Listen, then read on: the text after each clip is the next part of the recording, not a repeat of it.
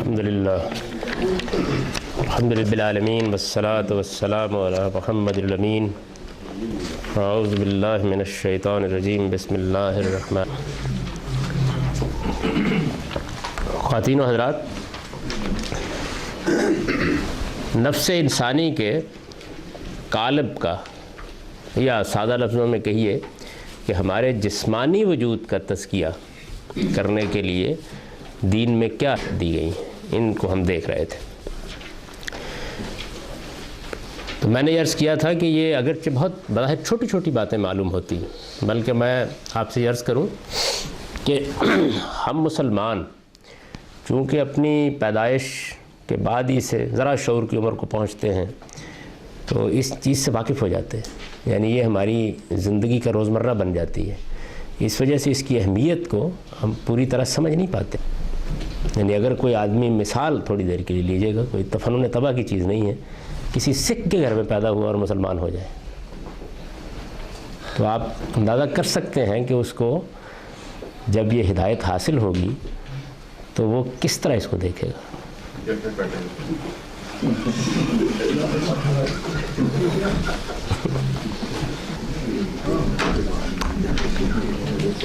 مجھے ایک بہت بڑی ڈاکٹر نے، جنہوں نے ایک لمبے عرصے تک بچہ کی معالج کی حیثیت سے انگلستان اور امریکہ میں کام کیا، کوئی 20-25 سال تک، تو یہ بتایا ایک موقع کے کہ مجھے بارہا معائنہ کرنے کے لیے ماسک رکھنا پڑتا تھا. یہاں یہ چیزیں اتنی عام ہو چکی ہیں اور ہم مسلمان اتنے مانوس ہو چکے ہوتے ہیں اس کے معاملے میں کہ اگر ان چیزوں کی خلاف ورزی کی جائے تو کیا شخصیت وجود میں آتی ہے. جیسے کہ میں نے عرض کیا، سکھ وجود میں آتا ہے. یہ کوئی تحقیر نہیں ہے، یعنی ایک تقابل ہے. اس سے فرق محسوس کیا جا سکتا ہے کہ یہ کتنی اہمیت کی حامل چیزیں ہیں، یعنی صفائی، پاکیزگی اور جسمانی وجود کی پاکیزگی کی یہ اہمیت. تو ہم دیکھ رہے تھے اس میں ناک، منہ اور دانتوں کی صفائی. جب یہ سنن کی فہرست پہلی مرتبہ شائع ہوئی تو ہمارے ملک کے ایک بڑے جلیل القدر اسکالر ہیں، مظفر حسین صاحب، ڈاکٹر رفیع الدین صاحب کے اخلاق میں سے ہیں اور ان کی بہت سی تصنیف. تو انہوں نے ایک نشست پہ مجھ سے یہ کہا کہ میں پڑھتا تھا اور حیران ہوتا تھا کہ ہم تو کچھ اور ہی سمجھتے تھے سنتوں کو، یہ تو مونچھوں سے شروع ہو گئی. یعنی انہیں تعجب ہوتا تھا اس بات کے اوپر، کیونکہ وہ بڑی بڑی تقریر لوگ کرتے ہیں نا اس معاملے میں کہ یہ تو اصل میں دنیا میں حق کا غلبہ قائم کر دینے کی سنت کو تازہ کیا جائے اور طائف میں پتھر کھانے کی سنت کو تازہ کیا جائے. یعنی اس طرح کے ہمارے یہاں مبالغہ آمیز اسالیب، اس کے پس منظر سے واقفیت کے بغیر دین کیا ہے، دین کیا نہیں ہے، یہ زیادہ اہمیت اختیار کر چکے ہوئے ہیں. تو یہ اگرچہ بہت چھوٹی چھوٹی چیزیں ہیں، لیکن دین کے مقصد کو اگر آپ سامنے رکھ کے دیکھیں تو نفس انسانی کا جو ظاہری پہلو ہے، یعنی میرا جسمانی وجود یا نفس انسانی جس قالب میں ہے، اس سے شروع کیا ہے اس عمل کو. کیا ناک، منہ اور دانتوں کی صفائی، یعنی اس معاملے میں بھی اگر آپ دیکھیے نبی صلی اللہ علیہ وسلم کی زندگی کو تو آپ یہ دیکھیں گے کہ یعنی دانتوں کی صفائی ایک مسئلہ بن گئی. آگے جب اس پہ تفصیلی بحث ہوگی ان چیزوں پر رسوم و آداب کے باب میں، اسی کتاب میں، تو آپ نبی صلی اللہ علیہ وسلم کے مزاج کو بھی اس میں دیکھ سکیں گے کہ اگر مجھے اندیشہ نہ ہوتا کہ میری امت بڑی مشقت میں پڑ جائے گی تو میں ہر نماز کے موقع کے اوپر برش کرنا، مسواک کرنا لازم کر دیتا. یعنی اتنا زیادہ اس میں اہتمام ہے اور اس سے اس ذوق کا اندازہ ہوتا ہے جو رسالت مآب صلی اللہ علیہ وسلم کو اللہ تعالیٰ نے عطا فرمایا تھا. ناک، منہ اور دانتوں کی صفائی. ہمارے یہاں مذہبی آدمی سمجھا اس کو جاتا ہے کہ جو پیدائش کے موقع پر نہا لے.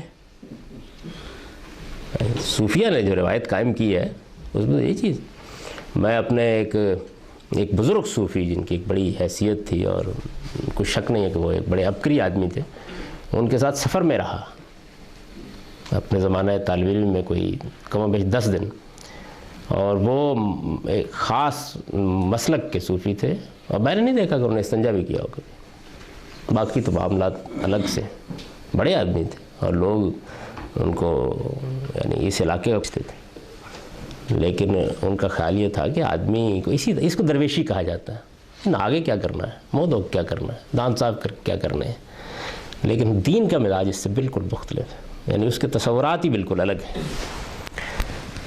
ناک منہ اور دانتوں کی صفائی، استنجا، تو اب دیکھیے حیض و نفاس میں زن و شو کے تعلق سے اجتناب عام سی چیز بن چکی ہوئی ہے، لیکن آپ دیکھیے کہ کتنی یعنی تیز حسیت ہے، ایک بہیمانہ عمل ہے، اس کے اندر انسان کی حیوانی جبلت ظہور پذیر ہوتی ہے، لیکن اس میں بھی، اور قرآن مجید میں جب یہ بیان ہوا ہے، یعنی ویسے تو قدیم سے یہ چیز چلی آ رہی تھی، یسألونک عن المحیض، یہ پوچھتے ہیں، تو کہا کہ یہ اس موقع پر زن و شو کے تعلق سے اجتناب کرنا چاہیے۔ بتائیے بھائی، نجاست ہے، کل ہوا اذن، نجاست میں یعنی ایک مسلمان اس کا ذوق کیسے گوارا کر سکتا ہے؟ یہاں سے اس کی آپ اندازہ کر سکتے ہیں۔ اچھا، پھر یہ نجاست کی کیفیت ختم ہو جائے تو حیض و نفاس کے بعد غسل۔ اب یہ دیکھیے نا کہ اتنا ہی نہیں ہے کہ آپ نے صاف کر اس پاکیزگی کو اس جگہ تک، ویسے تو یہ ہے کہ بھئی ٹھیک ہے، ایک خون کا انقطاع ہو گیا، اس کے بعد آپ نے دھو دھلا لیا، لیکن نہیں، غسل یعنی پورے جسم کا غسل جو ہے، غسل جنابت، اس میں بھی آپ اندازہ کہ نبی صلی اللہ علیہ وسلم کی اگر آپ شخصیت کو دیکھیں، اور یہ ازواج مطہرات نے لوگوں کی تعلیم کے لیے اس طرح کی چیزیں جو کوئی بیان کرنا پسند نہیں کرتا وہ بیان کی ہیں، بتایا ہے، یعنی آپ ترجیح دیتے تھے اس بات کو کہ مقاربت کے فوراً بعد غسل کر لیں، اور یہ کہا کہ ایسا موقع ہو کہ آدمی تو پھر اس کو وضو کر کے لیٹنا چاہیے، یعنی اس میں بھی نبی صلی اللہ علیہ وسلم اور بتاتی ہیں وہ کہ ایسا کبھی نہیں ہوا کہ آپ وضو کیے بغیر لیٹ گئے، نہیں، وضو کر کے لیٹنا چاہیے۔ طہارت اور پاکیزگی جو ہے وہ مسئلہ ہے، اس کو جس درجے میں بھی حاصل کیا جا سکتا ہے وہ حاصل کر لیا جائے۔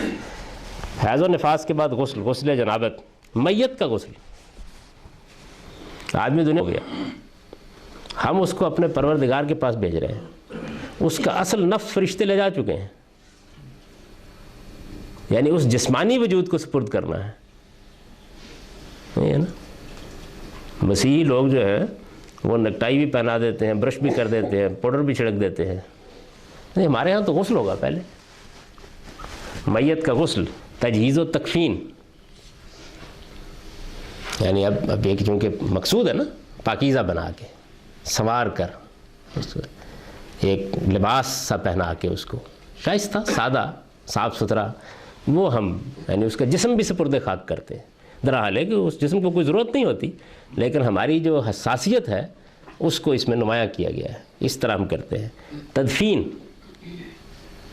آپ اگر غور کریں گے تو اس کے اندر بھی آلودگی، پاکیزگی ملحوظ رکھی ہے، اس میں مٹی کھودی جائے، اس میں دفن کیا جائے، یہ نہیں کہ آگے پھینک دیا جائے، یہ نہیں کہ کہیں گرا دیا جائے، یعنی اس کو پاکیزگی کے ساتھ بند کر دیتے ہیں نا، اس میں کہ کوئی اس کا تعفن نہ پھیلے، کوئی اس طرح کی چیز نہ ہو، معاشرے سوسائٹی کے اندر گرد و پیش میں لاش ہے، اس نے تو گلنا ہے، سڑنا ہے، اس سے بدبو بھی پھیلنی ہے، یہ سب معاملات ہونے ہیں، تو اس کے لیے تدفین کر دی جاتی ہے، اس کا نہایت پاکیزہ طریقہ۔ اچھا، طریقے ہو سکتے تھے اس کے، لیکن ایسا طریقہ اختیار کیا جاتا ہے جس میں اس کی اخلاقی حرمت بھی قائم رہے، یعنی دونوں چیزوں کو ملحوظ رکھ کے تدفین کر دیتے ہیں۔ تو آپ یہ دیکھیے کہ اس کے بعد دو چیزیں، عید الفطر اور عید الاضحیٰ کو ذرا چھوڑ دیجئے، کیونکہ وہ پھر عبادات کی نوعیت کی چیز ہے۔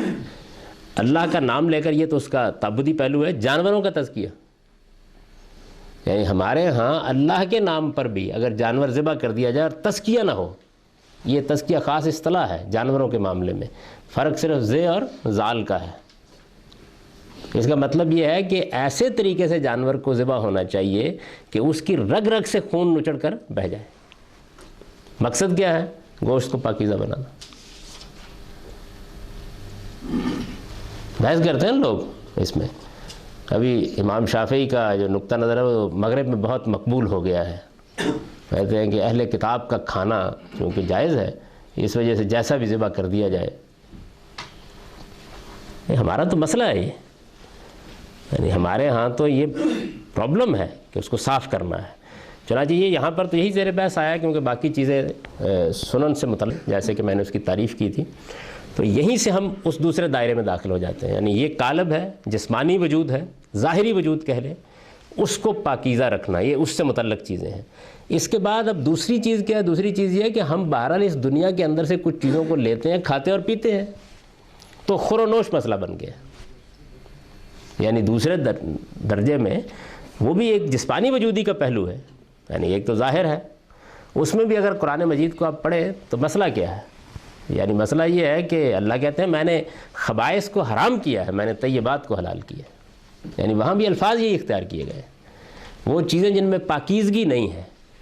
اب کس چیز میں پاکیزگی نہیں ہے اور کس میں پاکیزگی ہے، تو قرآن مجید کو مسئلہ بنانا پڑا اس کو، اور میں اس کی تفصیل کروں گا وہاں جا کے، کہ اس کا ایک بڑا حصہ تو وہ ہے کہ جس معاملے میں خود فطرت انسانی فیصلہ کر دیتی ہے، یعنی ہم کسی چیز کو دیکھ کے کراہت محسوس کرتے ہیں، یا کسی چیز کے گوشت کے معاملے میں ہمارے اندر کراہت ہوتی ہے، بعض چیزوں کھانے پینے میں یہ سب چیزیں ہیں، لیکن یہ بتایا گیا کہ دیکھو میں نے تمہیں یہ شعور دے کر بھیجا ہے، جس طرح ناست کا اور پاکیزگی کا شعور دیا، اسی طرح کھانے اور پینے کی چیزوں میں کیا پاکیزہ ہے اور کیا پاکیزہ نہیں ہے اس کا بھی شعور دیا ہے۔ جہاں ابہام تھا اس کو باقاعدہ شریعت بنا کر دور کیا، لیکن اصول وہی، یعنی اصول ایک ہی ہے جس کو سامنے رکھا گیا ہے۔ وہ واقعہ بیان کیا نا محمد علی جناح صاحب کے، قائد اعظم کے ایک سوانح نگار نے، کہ انہوں نے یہ جملہ کہا کہ مذہب کو میرے دسترخوان سے کیا تعلق ہے۔ کہیں جوانی کے زمانے میں آدمی بمبئی میں، مذہب کو میرے دسترخوان سے کیا تعلق ہے؟ مذہب کو دسترخوان سے تعلق ہے اس لیے کہ اس کا مقصود تزکیہ ہے، کیونکہ مذہب کا تصور واضح نہیں ہے، اس لیے سوال پیدا ہوا ہے مذہب میں۔ اسی طرح بہت سے لوگ ہیں کہ وہ جب باہر آدمی جاتا ہے کہیں اور یہ سابقہ پیش آتا ہے، مسلمانوں کے معاشرے میں تو یہ چیز پیش نہیں آتی، تو وہ یہ کہتے ہیں کہ بھئی کیا مصیبت ہے، کھانا پینا لیکن کھانا پینا ہمارا مسئلہ ہے، اس لیے کہ ہمیں تو اس وجود کو پاکیزہ رکھ کر اور آلودگی سے پاک لے کر اپنے پروردگار کے پاس جانا ہے، تو اس لیے کھانے میں بھی ہوگا۔ اسی پر آپ قیاس کر لیجئے کہ پھر اس کے بعد آگے بڑی تفصیلات ہیں جس کا تعلق شریعت سے تو نہیں ہے، لیکن ہم اس کے بارے میں بھی گفتگو کریں گے اخلاقیات پر کو موضوع بناتے ہوئے، کہ نگاہ کی پاکیزگی اور گفتگو کی پاکیزگی اور کلام کی پاکیزگی اور تعلق کی پاکیزگی، یعنی ایک مسئلہ ہے پورا کا پورا جو ہر جگہ کا احاطہ کرتا چلا جاتا ہے دین۔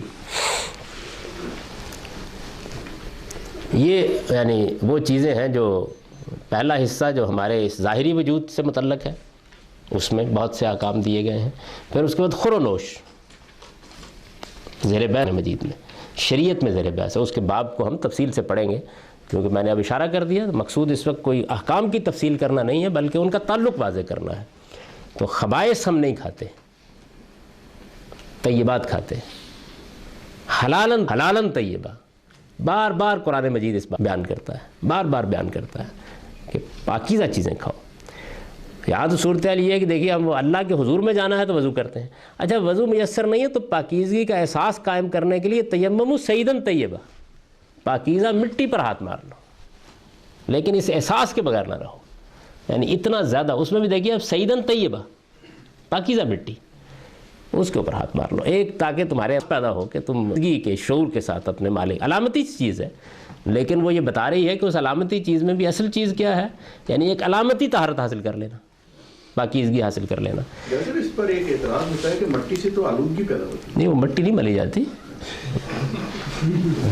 کہیں یہ کام نہ کر لیجیے گا، جھاڑ دیتے ہیں اس کے باوجود مٹی تو لگتی ہے نا، اس میں کوئی شک نہیں، وہ طیب ہے نا، مٹی پاکیزہ مٹی ہے، یعنی مٹی گندی نہیں ہوتی، گندی ہوتی ہے، گندی نہیں ہوتی۔ ہاں یہ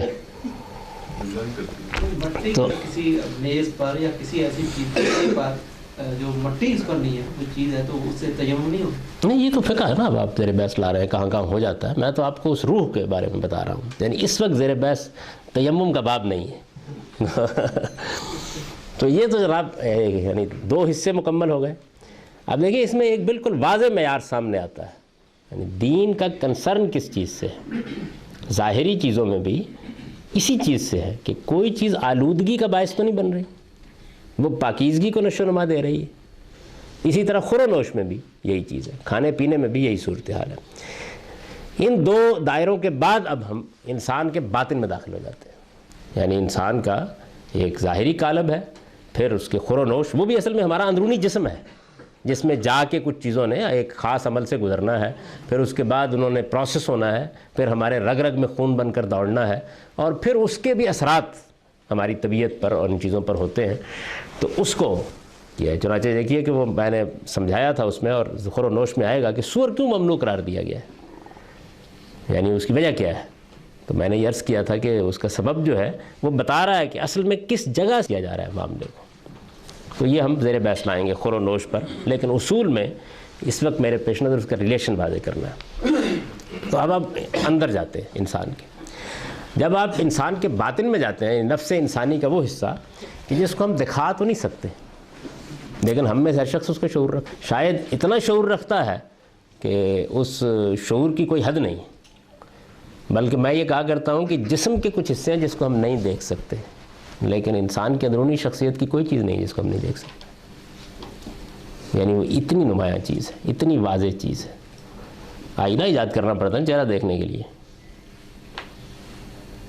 پشت دیکھنے کے لیے بھی کسی کو بلانا پڑتا ہے، لیکن ہم اپنے اندرونی وجود کو اگر اپنے اندر تعمق کی نگاہ پیدا کر لیں تو پورا دیکھ سکتے ہیں، جز جز میں دیکھ سکتے ہیں، اس کے گوشے گوشے کی سیر کر سکتے ہیں۔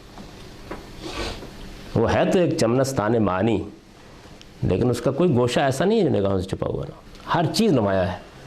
ہاں البتہ یہ ہے کہ آدمی بے نیاز ہو جائے، بہت سے لوگ ہیں کہ ساری زندگی صرف آئینے میں اپنا چہرہ کر دیتے ہیں، لیکن ہے انسان کے اندر دیکھنے کا بھی ایک محل، اور اس کی جانب بھی رجوع کرنا چاہیے۔ تو انسان کا اندر، انسان کے اندر کو یا اس کے باطن کو یا نفس انسانی کے، آپ اس کو تعبیر کر لیجئے، اگرچہ مجھے تعبیر بہت پسند ہے، اس کے روحانی وجود کو، یعنی ایک اس کا جسمانی وجود ہے، اس کے دو پہلو ہو گئے، اس کا ظاہری قالب خور و نوش، پھر اس کے بعد اس کا ایک روحانی وجود ہے، اندر اس کے جو وجود موجود ہے، اس کا اب ہم ذرا جائزہ لیتے ہیں کہ وہ کیا چیز ہے۔ تو میں نے یہ عرض کیا کہ نہ اس کو دکھایا جا سکتا ہے، نہ اس کی تحدید کی جا سکتی ہے، نہ آپ اس کو متعین کر سکتے ہیں کہ وہ یہاں ایک پڑی ہوئی چیز ہے، اس معاملے میں ہم قاصر ہیں۔ البتہ یہ ہے کہ وہ جب روبہ عمل ہوتا ہے تو تب اپنے کچھ آثار چھوڑتا ہے جس سے ہم اس کو پہچان لیتے ہیں۔ اگر آپ اس کو اس زاویے سے دیکھیں تو وہ دو چیزوں کا مجموعہ ہے، علم اور عمل۔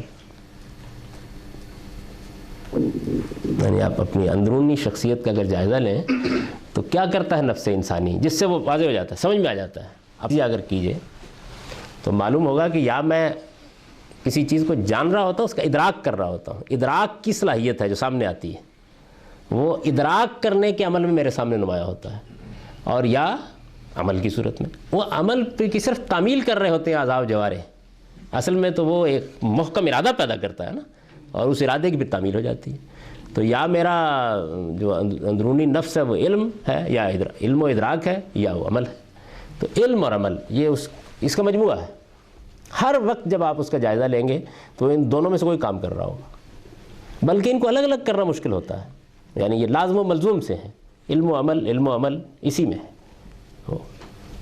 یا تو کوئی چیز اس میں جانی جا رہی ہے، پہچانی جا رہی ہے، سمجھی جا رہی ہے، تحلیل ہو رہی ہے، تجزیہ ہو رہا ہے، دیکھی جا رہی ہے، آ رہی ہے، حواس سے گزر کے آ رہی ہے، وجدان سے آ رہی ہے، تعمق کے نتیجے میں نمودار ہو گئی ہے، تو جاننے کا عمل ہے جو وہ کر رہا ہوتا ہے، اور یا پھر اس جاننے کے عمل کو کسی عمل کے لیے ارادے میں بدل رہا ہوتا ہے، یہ کر رہا ہوتا ہے نا۔ تو یہ کرتا ہے وہ، اصل میں تو میرا ہاتھ نہیں عمل کرتا، یعنی اگرچہ بظاہر تو میں کسی چیز کو ہاتھ سے پکڑتا ہوں، لیکن اصل میں یہ میرا نفس ہے جو اندر سے عمل کر رہا ہے، اور صرف اس کے احکام کی تعمیل کر دیتا ہے، یعنی جو وہ حکم دیتا ہے اس کے مطابق وہ کر دیتا ہے۔ یہ اعضاء و جوارح اسی لیے ان کو کہا جاتا ہے، آلات ہیں، یہ خود عمل نہیں کرتے۔ تو میرا جو نفس ہے وہ اس کے دو پہلو ہے، اور انہی کا وہ مجموعہ ہے، علم اور عمل۔ آپ ادراک کہہ لیں، آپ فہم کہہ لیں، آپ فکر کہہ لیں، یا علم اور عمل۔ علم اور عمل دو چیزوں کا مجموعہ ہے۔ علم میں آلودگی آ جاتی ہے، ایسا ہوتا ہے نا، یعنی اس دنیا کے اندر مجھے جاننا ہے کہ میں کیا ہوں، یہ جاننا ہے کہ میرا منتہا کیا ہے، یہ جاننا ہے کہ میری ابتدا کیا ہے، یہ جاننا ہے کہ کیا میں زمین سے پڑا ہوں بغیر کسی خالق کے، یا ہے کوئی میرا بنانے والا، مجھے مٹی میں مل جانا ہے یا میری کوئی منزل ہے۔ یہ سارے سوالات نفس انسانی کے لیے علم اور ادراک کے سوالات ہیں۔ تو علم اور ادراک کے جتنے سوالات ہیں ان کے اندر ظاہر ہے کہ ایسا تو نہیں ہوتا نا کہ انسان اس کا کوئی جواب پا لیتا ہے. جیسے ہی وہ شعور کی عمر کو پہنچتا ہے تو والدین سے اس کا جواب پا لیتا ہے, وہ اپنے اساتذہ سے اس کا جواب اپنے ماحول سے پا لیتا ہے. وہ جواب صحیح بھی ہو سکتا ہے اور غلط بھی ہو سکتا ہے. تو غلط ہے تو اصل میں آلودگی میں مبتلا ہو گیا, یعنی اس کے اندر صفائی نہیں رہی, وہ جواب اب صاف نہیں ہے, اس کے اوپر پڑ گئی ہے. چنانچہ یہی وجہ ہے کہ قرآن مجید شرک کو نجاست کہتا ہے. یعنی وہ کیا چیز ہے؟ شرک اصل میں علم کی نجاست ہے, جو بعد میں عمل کی نجاست میں بھی بدل جاتی ہے. مرحلہ اولا میں تو وہ علم کی نجاست ہے, علم صاف نہیں رہا, پاکیزہ نہیں رہا. جب بالکل صحیح علم صحیح جگہ پر آ جاتا ہے تو وہ کیا چیز ہے؟ وہ ایمان ہے. یعنی ایمانیات کچھ نہیں ہے, علم کو آپ بالکل درست کر دیں, صاف کر دیں, ہر آلودگی سے پاک کر دیں تو وہ کچھ چیزوں کے, کچھ حقائق کے اعتراف میں بدل جائے گا, اور اسی کو ایمان کہتے ہیں. یعنی حقائق کا اعتراف, ایک چیز حقیقت ہے. اب دیکھیے کہ مسئلہ یہ نہیں ہے کہ ایک عقیدہ ہے جیسے کہ عام طور پر ڈاگماز ہوتے ہیں, کسی کو منوا لینا ہے کوئی چیز, یہ مسئلہ نہیں ہے. یعنی یہاں صورتحال یہ ہے کہ جیسے ہی علم کو بالکل درست جگہ پر کھڑا کر دیا جائے گا تو ایمانیات گویا فطرت کے تقاضے کے تحت نمودار ہو جائیں گی. صرف پاکیزگی مطلوب ہے. آپ تجزیہ کر کے دیکھیے کہ کس کس جگہ پر میرا علم اور میرا ادراک آلودہ ہو چکا ہے. قرآن مجید کو اب آپ اس زاویے سے کبھی پڑھیے. یعنی مسئلہ کیا ہے؟ مسئلے دو ہیں. قرآن مجید جو ہے اس کی ابتدا سورہ فاتحہ سے ہوتی ہے, ہر شخص سے واقف ہے. اب سورہ فاتحہ کے بارے میں نے اس کی وضاحت کرتے ہوئے لکھا ہے البیان میں کہ یہ حقیقت میں بعثت محمدی کے لیے انسانیت کی دعا ہے. یعنی مسئلہ کیا درپیش ہو گیا ہے؟ مسئلہ یہ درپیش ہو گیا ہے کہ اس سے پہلے اللہ کی ہدایت جن دو امتوں کو یعنی نمایاں طور پر حاصل ہوئی, ایک یہود اور ایک نصارہ, ان میں سے ایک ضالین ہو چکے ہیں اور ایک مغضوب علیہم. یعنی انہوں نے ایسی گمراہی کیا چیز ہے, یعنی علم میں آلودگی آ گئی تو وہ اپنے علم کو آلودہ کر چکے ہیں اور وہ اپنے عمل کو آلودہ کر چکے ہیں. اور عمل کی آلودگی کے پیچھے چونکہ علم کی سرکشی ہے تو اس وجہ سے اللہ کا غضب ان پر ہوا ہے. تو یہ دو ہے اس وقت انسانیت. آپ تھوڑی دیر کے لیے تصور کریں کہ 500 عیسوی میں ایک ایسا انسان کہ جو حقیقت کی طلب میں تلاش میں سرگرداں ہے, قرآن مجید نے بیان کیا نا وجدک ضالا فہدی, ایک راستہ تلاش کرنے والا کھڑا ہے, راستہ تلاش کرنا چاہتا ہے, تو اس کے سامنے کیا آئے گا؟ اس کے سامنے یہود آئیں گے, نصارہ آئیں گے. جب وہ دونوں آتے ہیں تو وہ یہ کہتا ہے کہ ایک اس مقام پر پڑ گئے, ایک اس مقام پر پڑ گئے. آلودگی کا شعور ہے اس کو, اور اس کے بعد وہ کہتا ہے کہ اہدنا الصراط المستقیم, مجھے ان شوائب سے پاک راستہ بتا دے, کانٹوں سے پاک راستہ بتا دے, اس کے اندر نشیب و فراز نہ ہو. نبی صلی اللہ علیہ وسلم نے اس کو واضح کیا تھا نا کہ منہونی خطوط کھینچ کر کچھ بالکل سیدھا راستہ, اس کی تعریف اسی لیے یہ کی گئی ہے. تو سیدھا راستہ گویا پاکیزہ راستہ, یہ صراط طیب ہے. اور اسی وجہ سے یہ کہا گیا ہے ایک مقام پر قرآن میں, بڑی دل نواز تعبیر ہے کہ خدا سیدھے راستے پر پڑا ہوا ہے.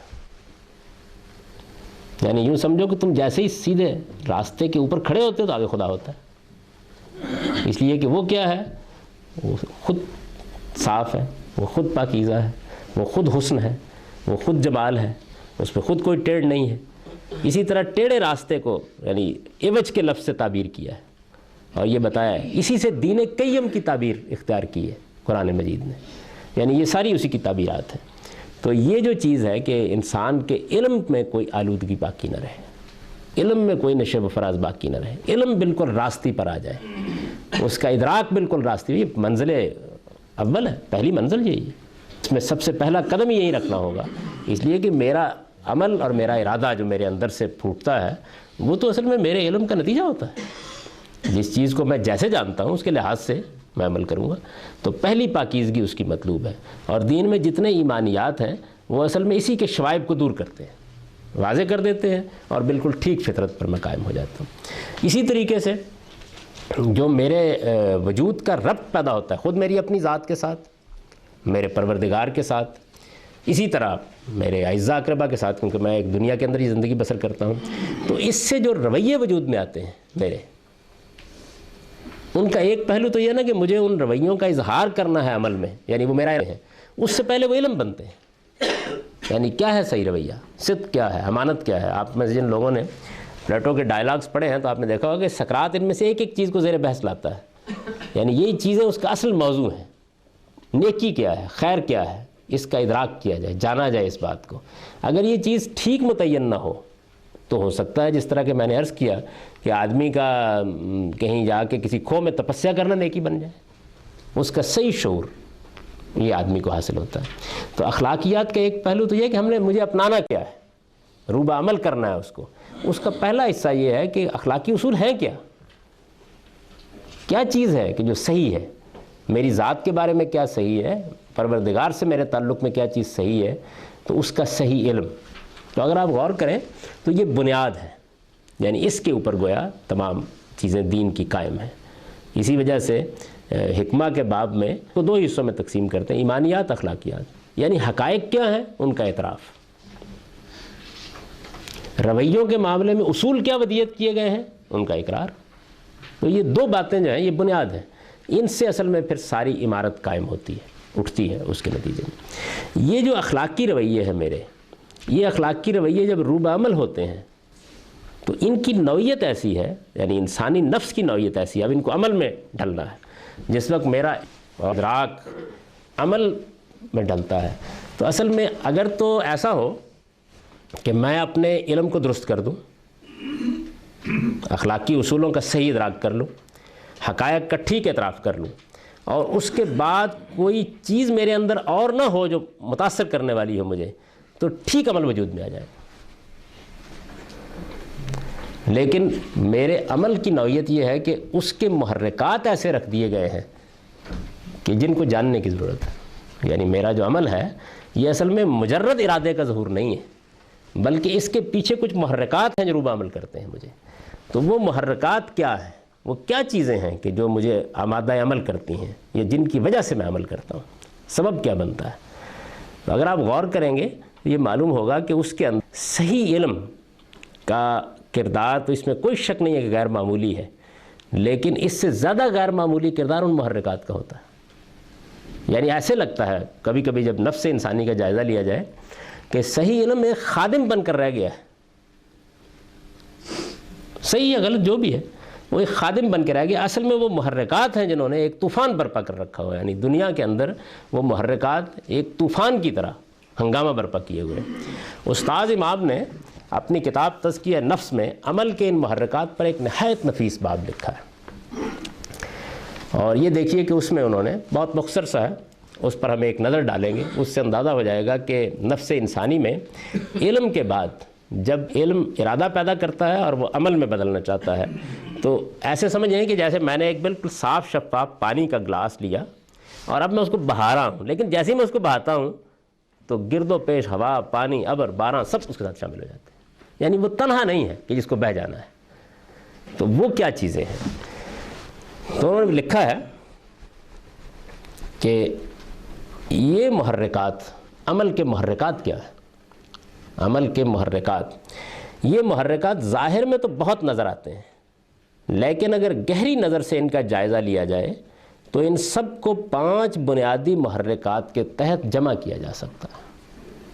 یعنی یہ اگر آپ تجزیہ کریں اس کا، ظاہر اس کو کیٹیگرائز کریں گے تو 5 بنیادی محرکات کے تحت جمع کیا جا سکتا ہے، اور وہ یہ ہیں: ضروریات،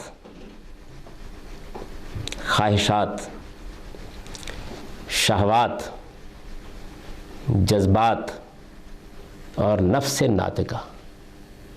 یعنی 5 محرکات ہیں جو مجھے آمادہ عمل کرتے ہیں، ورنہ میں ہوں گا ہی نہیں آمادہ عمل۔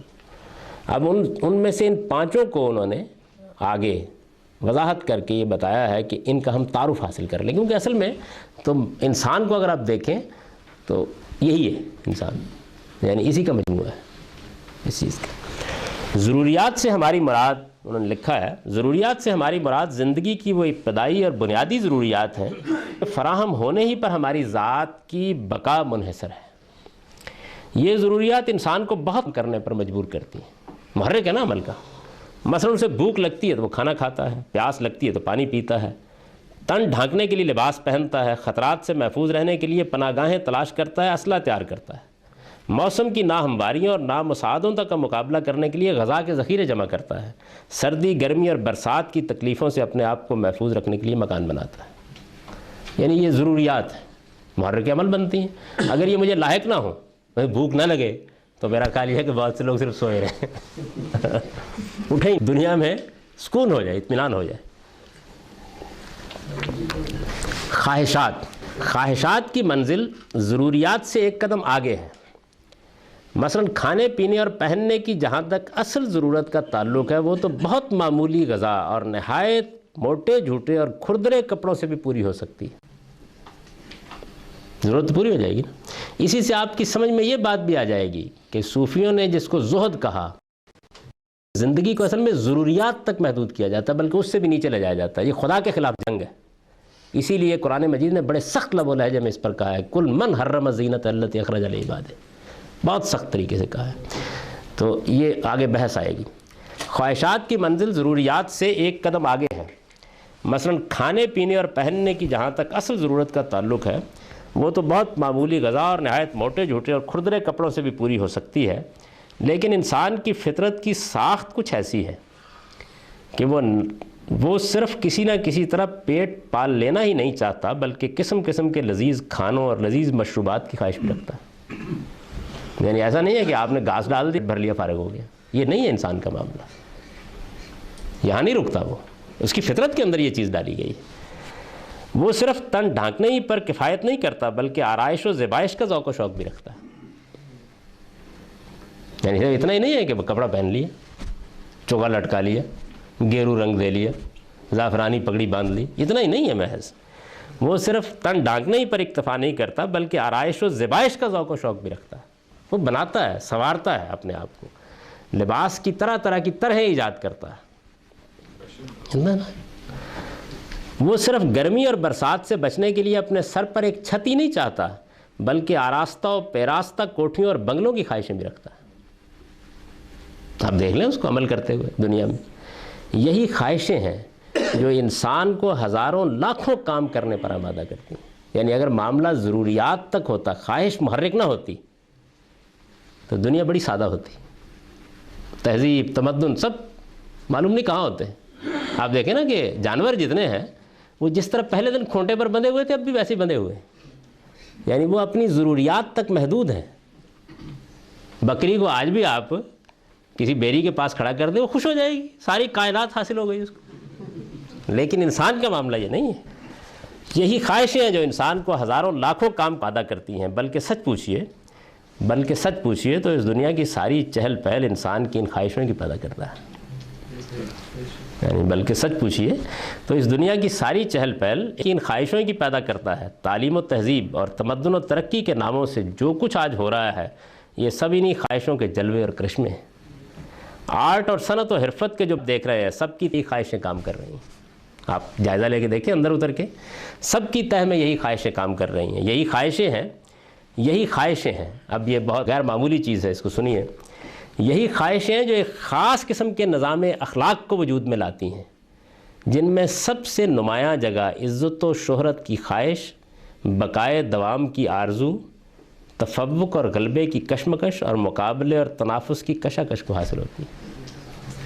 یعنی یہ اصل میں یہ ہے وہ سب۔ آپ کبھی دیکھیں گے کہ ہماری اس صدی میں جو 3-4 بڑے لوگ پیدا ہوئے ہیں اور جنہوں نے اپنا ایک منفرد فلسفیانہ نظام دنیا کو دیا ہے، جیسے مارکس ہے، جیسے فرائیڈ ہے، جیسے ایڈلر ہے، تو آپ یہ انسان کی جبلت کے اندر یہ جو چیزیں ہیں، انہی میں سے ایک ایک چیز کو گویا دام کی حیثیت حاصل ہو گئی ہے، اور دام ہم رنگ زمین بود گرفتار شدہ۔ یعنی چونکہ دام زمین جیسا تھا تو میں اس میں اپنا پاؤں ڈال کے گرفتار ہو گیا۔ یہی چیز ہے، یہ خواہشوں سے پیدا ہوتا ہے سب کچھ۔ سب سے زیادہ نمایاں جگہ عزت و شہرت کی خواہش، ان میں سے کوئی چیز بھی بربنا بیت نہیں ہے۔ آپ جائزہ لیں گے تو معلوم ہوگا کہ ایک ایک چیز غیر معمولی محرک کی جگہ کھڑی ہے۔ عزت و شہرت کی خواہش، بقائے دوام کی آرزو، مرنا نہیں چاہتا انسان، خواہ حرام مصر بنائے، خواہ تاج محل بنائے، یعنی اب اصل میں چونکہ مر جاتا ہے تو اپنی بقائے دوام کی خواہش کو اولاد اسی لیے پیدا کرتا ہے۔ یعنی اس موقع کے اوپر جو قرآن مجید نے مکالمہ نقل کیا ہے کہ کہ ابلیس نے آ کر کہا آدم کو کہ یہ اس درخت کا پھل کھا لو، اس کے نتیجے میں ملک لا یبلا حاصل ہو جائے گا، یعنی ایسی بادشاہی حاصل ہوگی جو کبھی ختم نہیں ہوگی، اور اسی درخت کا پھل کھانے کا نتیجہ ہے کہ دنیا قائم ہے، ورنہ آدم کب کے دفن ہو گئے ہوتے۔ تو سب سے نمایاں جگہ عزت و شہرت کی خواہش، بقائے دوام کی آرزو، تفوق اور غلبے کی کشمکش، یعنی پھر انسان یہی نہیں رکتا، وہ دوسروں پر بھی ایک تفوق اور غلبہ ایڈلر نے اس کو بنیادی چیز بیان کیا تھا نا کہ اصل میں تو تفوق کی خواہش ہے، جبلت ہے جو تمام اعمال کا محرک بنتی ہے اس میں، اور مقابلے اور تنافس کی کشاکش، یہ ہے اصل میں جو چیز وجود میں آتی ہے۔ اچھا، اس کے بعد یہ دو چیزیں ہو گئیں۔ شہوات، استاد امام لکھتے ہیں کہ شہوات کو اگرچہ خواہشات کے عنوان کے تحت بھی لایا جا سکتا تھا، لیکن ہم نے اس کا ذکر ایک مستقل محرک کی حیثیت سے اس وجہ سے کرنا مناسب خیال کیا کہ اس میں اصل خواہش جنس کی ہوتی ہے، یعنی یہ لفظ جو ہے یہ اسی خواہش کے لیے استعمال ہوتا ہے۔ اس مرکزی خواہش سے دوسری خواہشیں جو ابھرتی ہیں ان سب کی حیثیت اسی خواہش کے توابع اور لوازم کی ہو جاتی ہے۔ اگرچہ پوری تفصیل کے ساتھ یہ بتانا ہے کہ زندگی کے مختلف میدانوں میں انسان نے وہ کیا کیا اقدامات کیے ہیں جو محض اس کی شہوات کے مظاہر ہیں، کیونکہ اس میں بہت کچھ اختلاف رائے ہو سکتا ہے، لیکن اس بدیہی حقیقت سے تو کسی کو بھی انکار نہیں ہو سکتا کہ آج آرٹ میں، صنعت میں، ادب میں اور معاشرت و تمدن میں جو نمایاں مقام اس محرک کو حاصل ہے شاید ہی کسی دوسرے محرک کو حاصل ہے۔ دیکھ لیجیے آپ، یعنی حقیقت یہ ہے کہ اصل میں یہی خواہش ہے جس کے اوپر تھوڑا سا پردہ ڈال کر ادب، افسانہ، کہانی، رومان سب کچھ وجود میں آتا ہے، اتنا کچھ بھی ہے یہی خواہش۔ اور مغرب سے تھوڑا سا اختلاف اب یہی کرتے ہیں نا مشرقی لوگ کہ وہ ذرا تھوڑا سا پردہ اور ہٹا دیتے ہیں، ورنہ محرک تمام ان چیزوں کا اور غیر معمولی محرک ہے۔ چونکہ یہ دیکھیے مولانا نے بھی یہ فقرہ لکھا ہے کہ جو نمایاں مقام اس محرک کو حاصل ہے شاید ہی کسی دوسرے محرک کو حاصل ہے، اس میں شک نہیں ہے۔ یہی وجہ ہے کہ جب فرائیڈ نے بنیادی محرک جاننے کی کوشش کی تو اس نے اس پر انگلی رکھ دی، یہی وجہ ہے اس کی۔ یعنی جس طرح خواہشات میں تفوق اور غلبے کی خواہش میں کو بڑا غیر معمولی مقام حاصل ہے، تو ایک شخص نے اس پر انگلی رکھ دی۔ تین بڑے لوگ ہیں نا یہ، یعنی یہ تین بہت بڑے لوگ ہیں جو ان 2 صدیوں میں پیدا ہوئے اور جن میں سے ہر ایک نظام فکر وجود میں لایا ہے۔ یہ بحث بہت دور نکل جائے گی، ورنہ مغربی تہذیب کے بنیادی عناصر 3 ہی ہیں۔ اگر اس کے آپ بنیادی کا جائزہ لیں تو وہ 3 ہی ہیں، یعنی یہ متعین کرنے کی کوشش مارکس نے کی کہ بنیادی محرک کیا ہے۔ اس نے کہا ضرورت، بھوک، پیاس، ضرورت، اور ایڈلر نے متعین کرنے کی کوشش کی، اس نے کہا تفوق کی جبلت، میں غلبہ پانا چاہتا ہوں دوسرے کے اوپر، یہی بنیادی ہیں۔ فرائیڈ نے متعین کرے جنس۔ تو اب انہوں چیزیں جو ہیں یہ ایسا نہیں ہوا، چونکہ مذہب تو اور خدا کی ہدایت تو ایک فیصلہ کن جگہ پر کھڑی ہو جاتی ہے نا، پیغمبر فیصلہ کر دیتا ہے کیا ہے۔ تو اب یہ تینوں چیزیں جو ہیں مغرب ان تینوں کا آمیزہ بن گیا ہے، یعنی ان تینوں کا آمیزہ بن گیا ہے۔ اور اس کے اگر جس طرح ہمارے 3 جلیل القدر پیغمبر ہیں جس پر پوری تہذیب کھڑی ہے، موسیٰ، عیسیٰ اور محمد الرسول اللہ، اسی طرح مغربی تہذیب کے بھی 3 ہی پیغمبر ہیں۔ بال نے غلط نہیں کہا جاوید نام، نیست پیغمبر و لیکن در بغل دارت کتاب، تو وہ بھی تینوں ہی پیغمبر ہیں۔ صاحب سرمایہ از نبیل، یعنی یہاں پیغمبر ہے بے جبرائیل، یعنی اس کے پیغمبر ہونے میں کوئی شبہ نہیں ہے، لیکن پیغمبر ہے بے جبرائیل۔ تو یہ تینوں جو ہیں گویا اساطین ہیں، ستون ہیں تینوں۔ مغربی تہذیب کا آپ جائزہ لے کر دیکھیے تو جس کی تہذیب در حقیقت 4 بڑی شخصیات جو ہیں ان سے پیدا ہوئی، موسیٰ، عیسیٰ، محمد اور گوتم بدھ۔ اس طرح مغربی تہذیب جو ہے وہ 3 پیغمبروں پر، یہی اس کے پیغمبر ہیں، انہی کا فکر اصل فکر ہے، یہی مختلف زاویے اختیار کرتا ہے، اور کبھی اس کی کاکٹیل بنا لیتے ہیں اس لیے کہ وہ آدمی ہے اس کے، اور کبھی الگ الگ کر کے شیمپین اور اس کو الگ دیں، یعنی اس کے علاوہ کچھ نہیں ہے، یہی چیز۔ جذبات سے ہماری مراد، چوتھی چیز جو ہے وہ جذبات ہے۔ جذبات سے ہماری مراد محبت و ہمدردی، نفرت و عداوت، رشک و حسد، غیرت و حمیت اور غصے اور انتقام بات ہے نا، یہ انسان کے اندر بہت بڑا محرک، محبت، ہمدردی، نفرت، عداوت، رشک، حسد۔ دنیا میں صرف رشک نہ ہوتا اور حسد نہ ہوتا بہت کچھ نہ ہوتا۔ غیرت و حمیت، غصہ اور انتقام وغیرہ کے جذبات ہیں، یہ جذبات نفس انسانی کے اندر بڑی گہری جڑیں رکھتے ہیں، اور جب ظاہر ہوتے ہیں، یعنی اگر کبھی ظہور پالیں تو بڑے زور و قوت کے ساتھ ظاہر ہوتے ہیں۔ کبھی آپ نے دیکھا کہ آدمی غصے میں جب پھنکار رہا ہو، دیکھا ہے کبھی کسی کو؟ اگر آپ دیکھیں تو آپ حیران رہ جائیں گے کہ جیسے ہی آدمی کے اوپر غصے کی کیفیت طاری ہوتی ہے آخری درجے میں، بھوک ختم ہو جاتی ہے، خواہش مغلوب ہو جاتی ہے، شہوت قریب نہیں پھٹکتی۔ کبھی آپ جائزہ لے کے دیکھیے انسان کا کیسا عجیب غلبہ ہوتا ہے۔ اچھا، اسی طرح سے یہ جو حمیت ہے، غیرت اور حمیت ہے، آپ دیکھیں کہ اس کی وجہ سے آدمی بیوی کو، بچوں کو، ضروریات، خواہشات ہر ایک کو چھوڑ کے میدان جنگ میں نکلنا جان دے دیتے۔ یعنی اگر اس کے اندر اتنی قوت نہ ہو تو آمادہ نہیں کیا جا سکتا اس کی طرف انسان کو۔ وہ عرب اس کو بیان کرتے ہیں، کبھی کبھی عرب شاعر بیان کرتے ہیں نا کہ والمحسنات عواذب الاطہار، مطلب یہ ہے کہ جب نکلنے پہ آتے ہو تو عربوں کے جنسی جذبے کو غیر معمولی اہمیت حاصل ہے، اور تمام خطے استوا کے قرب و جوار میں جتنی قومیں آباد ہوتی ہیں ان میں اس کی افراط ہوتی ہے۔ یہ سب کچھ کے باوجود تم جب غیرت و حمیت کے مواقع آ جاتے ہیں، بڑی شان بیان کر رہا ہے، تو پھر تمہاری عورتوں کے طور آپ اس تعبیر کو سمجھ سکتے ہیں، یعنی اس جذبے کے مغلوب ہونے کو بیان کیا ہے اس نے، والمحسنات عواذب الاطہار۔ یہ جذبات نفس انسانی کے اندر بڑی گہری جڑیں رکھتے ہیں، اور جب ظاہر ہوتے ہیں تو بڑے زور و قوت کے ساتھ ظاہر ہوتے ہیں۔ انسان کو کسی عمل پر ابھارنے میں ان جذبات کو نہایت مؤثر عامل کی حیثیت حاصل ہے۔ انسان کے بہت سے بھلے اور برے کام انہی جذبات کے مظاہر ہیں۔ ان کی مثال بھاپ کی سی ہے۔ بھاپ کو اگر صحیح طور پر کنٹرول میں رکھا جائے تو اس سے بڑے بڑے کام لیے جا سکتے ہیں، اگر کنٹرول میں نہ رکھا جا سکے تو اس سے بہت سے خطرات ظہور پذیر ہو سکتے ہیں۔ جذبات بھی آدمی کے اندر بڑی طاقت ہیں، بشرطے کہ انسان ان پر قابو رکھ سکے، اور اگر ان کو قابو میں نہ رکھ سکے تو پھر ان سے زیادہ مہلک کوئی چیز نہیں۔ یعنی دنیا کی ساری ہلاکتیں، دنیا کے سارے فسادات یہ اصل میں یہیں پیدا ہوتے ہیں۔ کسی انسان نے کبھی کسی دوسری چیز کے تحت قتل و قتال اور فساد نہیں برپا کیا، وہ ہمیشہ جذبات سے پیدا ہوتا ہے۔ یعنی ضروریات اگرچہ بڑی ناگزیر چیز ہے، لیکن اگر اس کے ساتھ جذبات شامل نہ ہوں تو وہ بھی اس پر انسان کو آمادہ نہیں کرتی۔ اور آخری اور پانچویں چیز نفس ناطقہ یا روح ملکوتی ہے۔ اس سے ہماری مراد یزدانی ڈیوائن اسپارک ہے جو اللہ تعالیٰ نے انسان کے اندر ڈالا ہے، اور جس کو قرآن مجید میں نفخت فیہ من روحی کے تعبیر کیا گیا ہے۔ اسی نور یزدانی سے مشرف ہونے کے بعد انسان فرشتوں کا مسجود بنا۔ اس میں کچھ تعبیرات ایسی ہیں جن سے میں اتفاق نہیں کرتا ماننا کی، لیکن بہرحال لکھا انہوں نے۔ یہی چیز ہے جس سے اس کو خیر اور شر کی معرفت حاصل ہوئی، اور اس میں اعلیٰ اقدار کے احترام کا جذبہ پیدا ہوا۔ یہ نور چونکہ انسان سے نہیں بلکہ آسمان سے ملا ہے، اس وجہ سے اس کی لپک ہمیشہ خدا کی طرف رہتی ہے۔ یعنی میرے اندر ایک بڑا داعیہ موجود ہے، جو داعیہ جب پیدا ہوتا ہے میرے اندر تو میں اوپر کو جاتا ہوں، جبکہ اس سے پہلے جتنی چیزیں تھیں وہ نیچے کو لاتی ہیں۔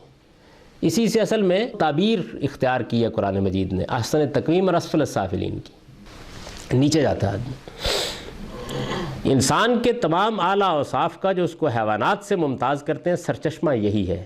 نور کی وجہ سے انسان عقل کی رہنمائی سے نوازا گیا، وحی و الہام کی ہدایت کے لائق ٹھہرا۔ یہ ایک ملکوتی محرک ہے جو انسان کو اعلیٰ کاموں پر ابھارتا ہے، اور جب انسان کوئی اعلیٰ کام انجام دیتا ہے تو اس پر اس کی تحسین کرتا ہے اور اس کا حوصلہ بڑھاتا ہے، اور اگر کوئی برا کام کر گزرتا ہے تو اس برے کام پر اس کو ملامت بھی کرتا ہے۔ قرآن مجید نے اسی کو نفس لوامہ سے تعبیر فرمایا ہے۔ سورہ قیامہ میں اللہ تعالیٰ نے اس کی قسم کھائی ہے، اور اس کو ایک روز جزا و سزا کے ثبوت میں ایک اہم انفسی دلیل کی حیثیت سے پیش کیا ہے۔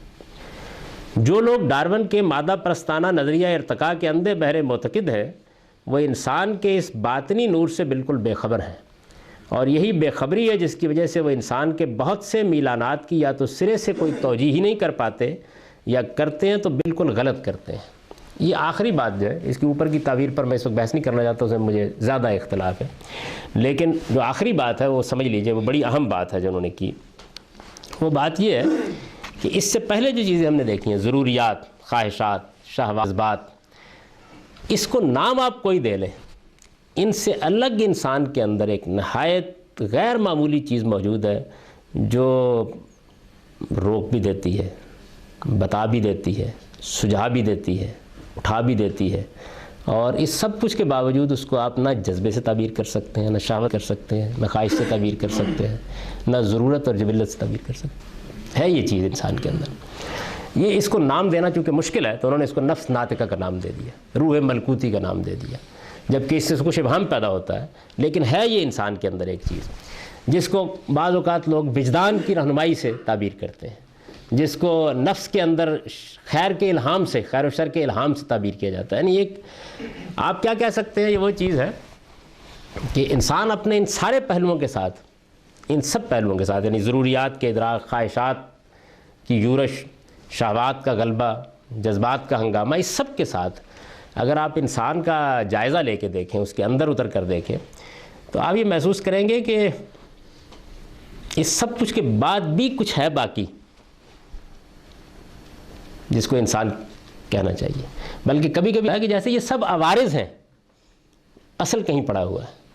کبھی کبھی آپ جب جائزہ لیتے ہیں اپنے اندر کا تو یہ سب عوارض ہیں، ایسے لگتا ہے سب عارضی چیزیں ہیں، یعنی یہ لواحق ہیں اس کے۔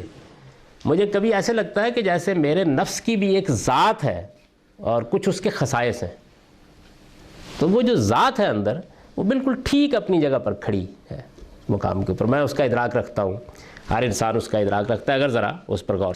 یہ عمل کے محرکات ہیں، یعنی یہ چیزیں مجھ کو روب عمل کرتی ہیں، میرے اندر ارادہ پیدا کرتی ہیں اور مجھے اس پر ابھارتی ہیں کہ میں یہ کروں۔